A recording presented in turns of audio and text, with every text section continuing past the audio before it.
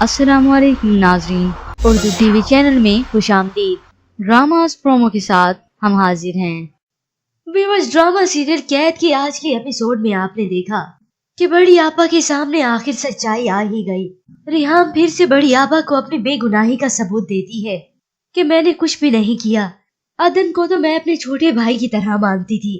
मैंने उसे बहुत समझाया पर उसने मेरी एक भी न सुनी। तो बाहर खड़ी आशिर की मुमानी ये सब बातें सुन रही है। रिहाम बड़ी आपा को मजीद बताती है कि मैंने मुनीर से इसीलिए शादी के लिए हाँ की थी।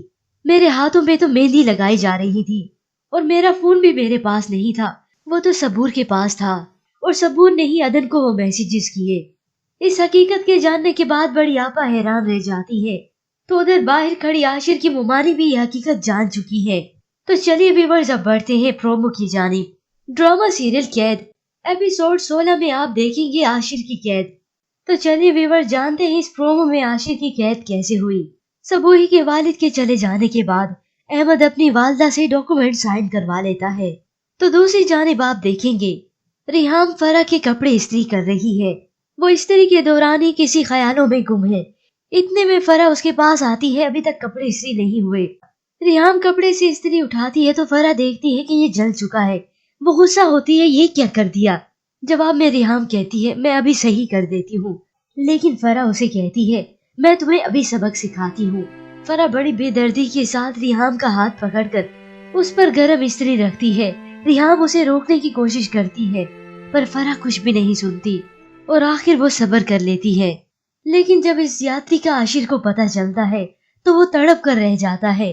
वो रिहाम के पास आकर कहता है, क्यों इस कदर सुकून में हो तुम, इतना सब्र क्यों है तुम में। मैं तुम्हें इस घर में सजा देने के लिए लाया हूँ, तकलीफें और अजियतें देने के लिए लाया था, इतनी मुतमईन क्यों हो तुम। रिहाम बड़े इत्मीनान से जवाब में कहती है, मैं चाहती हूँ आपके दिल में मुझे सजा देने की कोई ख्वाहिश बाकी न रहे। आशिर तड़प कर फिर से जवाब में कहता है, सजा तो तुम बन गई हो मेरे लिए। मैं तुम्हें इस घर में कैद करने के लिए लाया था और खुद कैद होकर रह गया हूँ।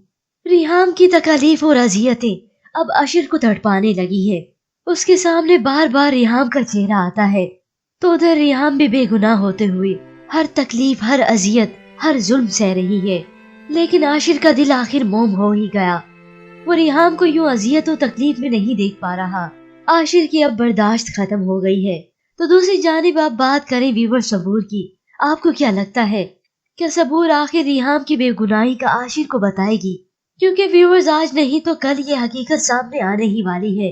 लेकिन जब ये हकीकत सामने आएगी, आशिर के पास सिवाय पछतावे के कुछ भी नहीं रहेगा। क्योंकि उसने और उसकी फैमिली ने जो सबूर को अजियतें और तकलीफों से गुजारा है, आशिर उनका कभी मदावा नहीं कर सकता।